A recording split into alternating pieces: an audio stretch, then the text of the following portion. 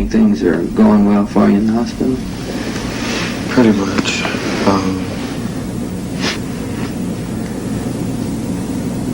Nothing really outstanding. How about telling me a little bit about the current problem that you have? At home? Or what brings you to the hospital now? Oh, well, first our family life sort of depressed me.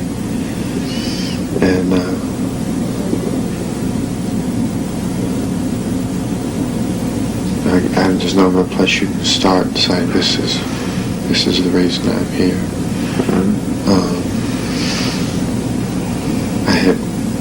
I had and still have fantasies that I'm aware of now and I can cope with a lot better than I could. And well, these were, when I first came in, were extremely vivid fantasies, and they seem real to me now. They're not so real anymore. Can you tell me about the fantasies? Yeah, well, basically, they were the color gray. And whenever I was faced with a dilemma, I'd lapse into this sort of a gray dream, and which was accompanied with passing out, and then I'd hear voices while I was passed out.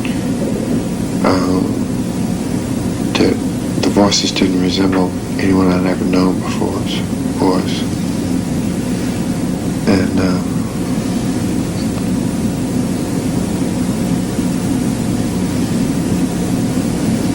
they would speak to me and tell me different things.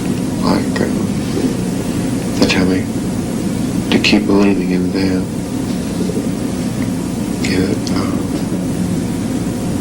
Their way of doing things, that escaping through this was right. When I got up here, it seemed sort of ridiculous to keep referring to them, keep going back to them. They got violent for about a week. And I would be able to control what I was doing for 5 or 10 minutes at a time.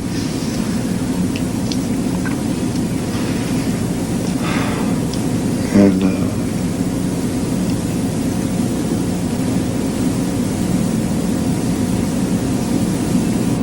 then I came out of this, and I was completely away from it. I hadn't had any gray images for a good 2 or 3 weeks now.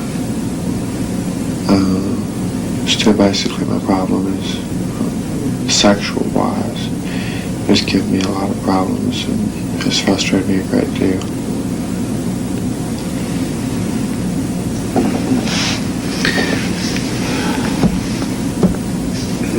Does this continue to bother you at this point? It still does.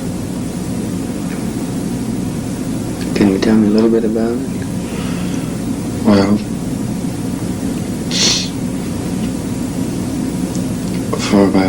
since I was about the 7th grade, I never was extremely comfortable around girls, and more so around my same sex. And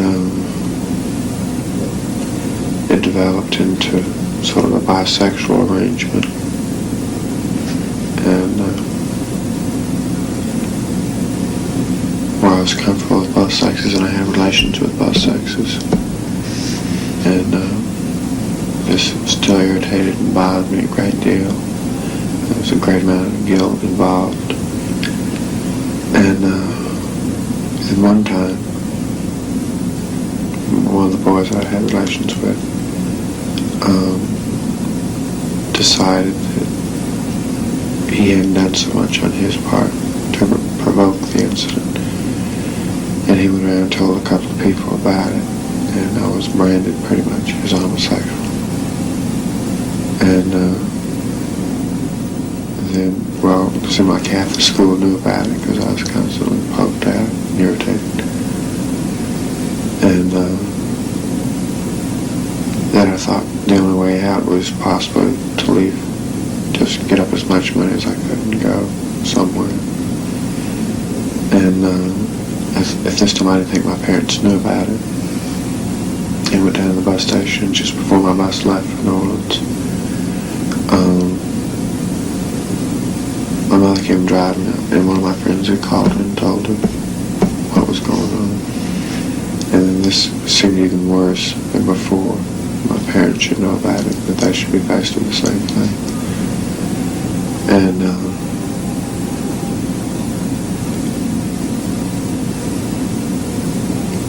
then I went ahead and changed my ticket, went to go see my brother, and that didn't help much at all.